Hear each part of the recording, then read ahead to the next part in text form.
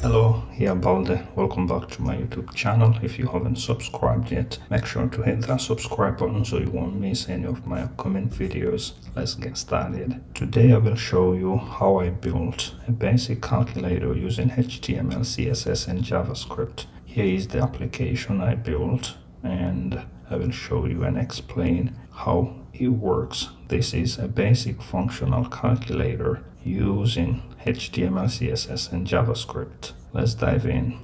This is the repo name and this is the link down below. You can find it and can have this source code from this application here. This is the folder where we have the file HTML, CSS and JavaScript.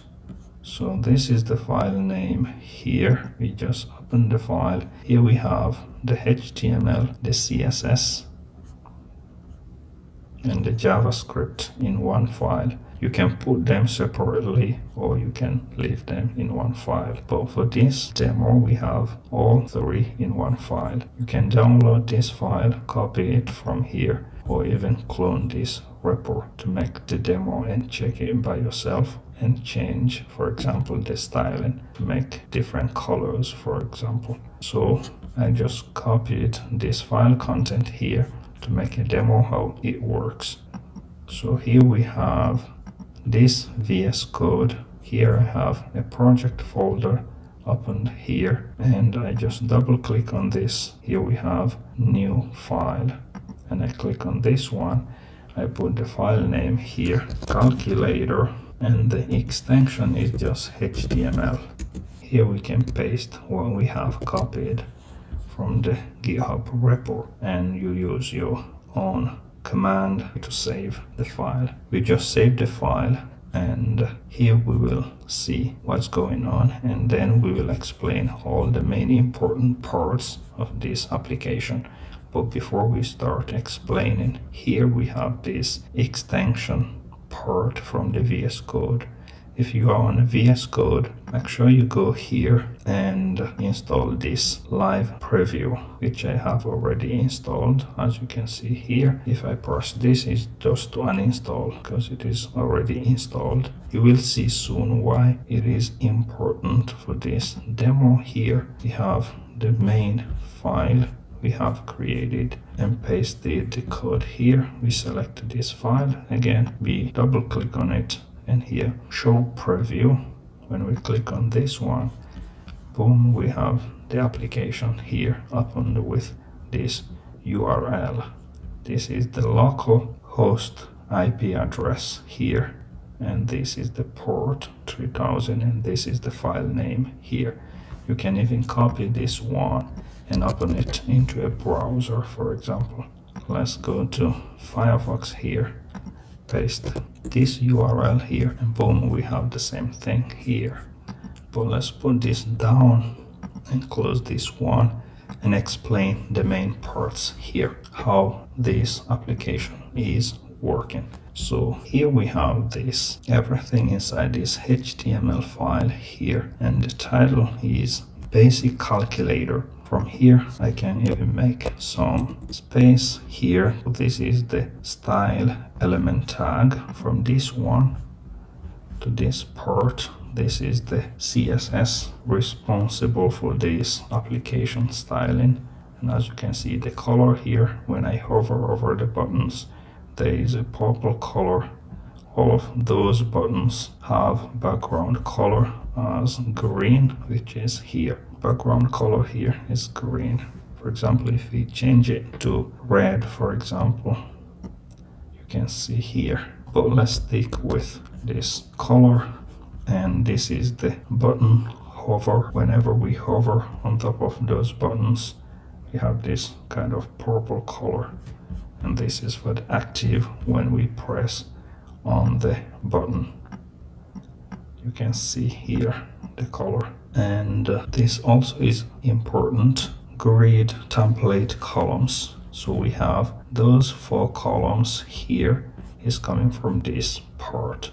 So this is the button grid we have used to separate those buttons inside those columns here. This also is an important part, box shadow. We have this RGBA. This stands for red, green, blue, alpha. So this is for the red value color.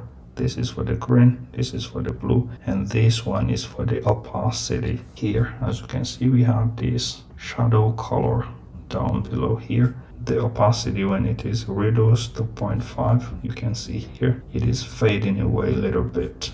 But let's stick with this initial value here. Looks nice. And this is to style the body calculator. This is for the result. And as you have seen, this is button grid, and those for the buttons, and we have seen those one. And this is the main HTML part. All those buttons here are those one in this part. So first we have this body, and inside it we have this main div element here, which has this ID attribute with this calculator value here, which is used here to style this part. And also we have here an input element here which has those three attributes. We have type, text, and ID here, result. So the input will work when we press on the buttons, as you can see here. And this is the subdiv here, class button grid. So this is the attribute used here to separate those buttons into grid columns. And here is the button on click. We have this attribute on click. And then what we have here, we have this function as the value of this attribute. This C here represents this button label here. We can add even more C's, as you can see here. This is labeling the button, and we stick with one C here. And this also is the backspace for this button, and the rest, as you can see here, from 0, 1, and even dot here we have for the decimal point. And those buttons are being used, but whenever, for example, we press on 0 here, there is a function running. This is 0 here. As you can see, we have this append value, and this is inside this JavaScript. Inside this script element tag, we have the JavaScript part.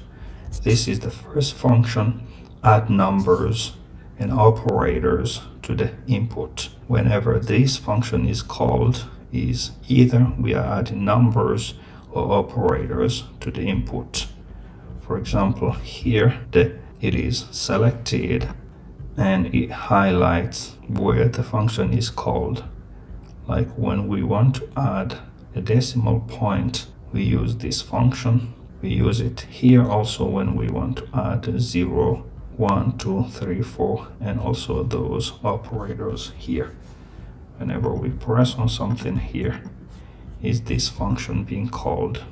And let's see inside, it creates a reference to the calculator's input field, input ID equals to result.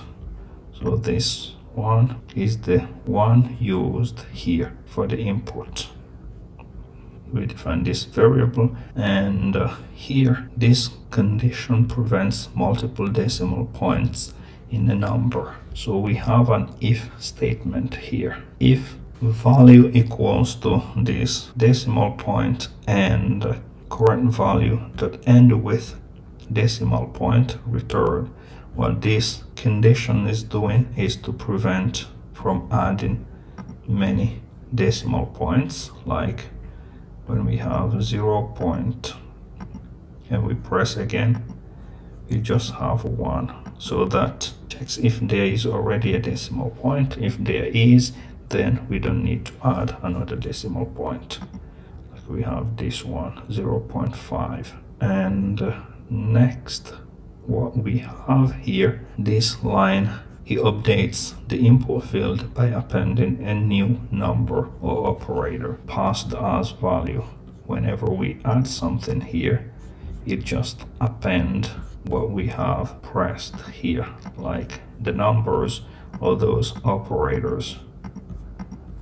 So this is the line doing that. And here reset display to empty function. Let's select this function and see which HTML part is calling it. So we have this C here.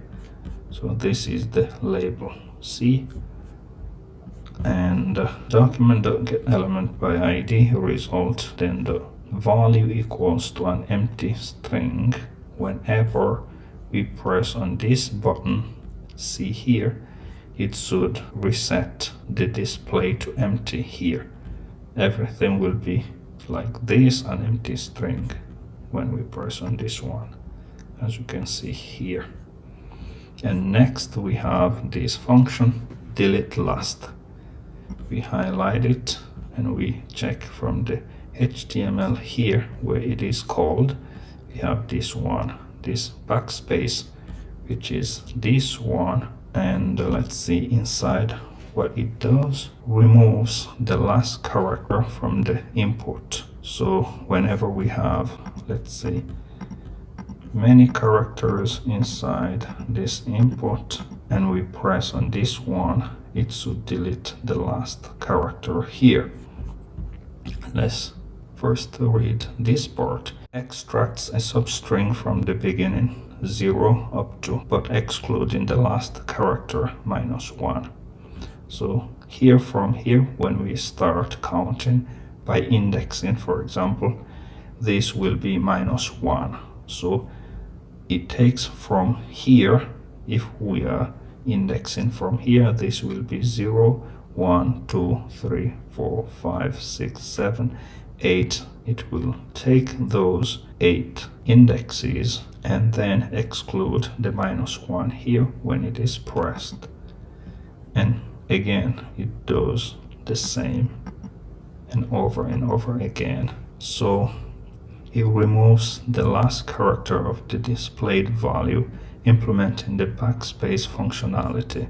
It mimics the natural flow of undoing input character by character.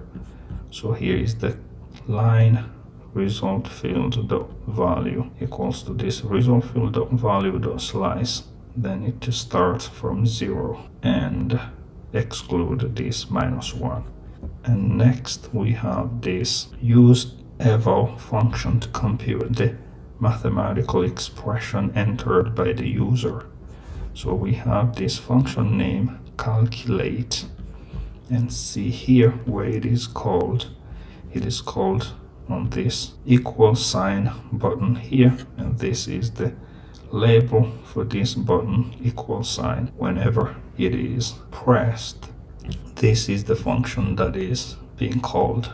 Let's come inside const result field equals to this document.getElement by ID result, and we have try and catch. If the expression is valid, evaluate it and display the result or an empty string. So this is the line doing that. Result.value equals to this is the function we are using here to calculate. So we have the result.value or an empty string. Let's check if this works. For example, let's say 2 plus 3, we have 5. How about 2 plus 3 times 4? So it's 14, and also is working very well. And how about 0.5 times 2? So we have 1. Catch here, if an error occurs, display error in the input field. Result field, the value equals to error. Let's mimic an error here. Let's say, for example, 1 plus 1. So this error is coming from here and displayed. Or again, we can check, for example, 2 minus maybe 3 here, also an error. How about 4 times, let's say 5 It is also an error. And there you have it, a fully functional basic calculator. If you enjoyed this, don't forget to like, subscribe, and even comment on what I will build next. See you.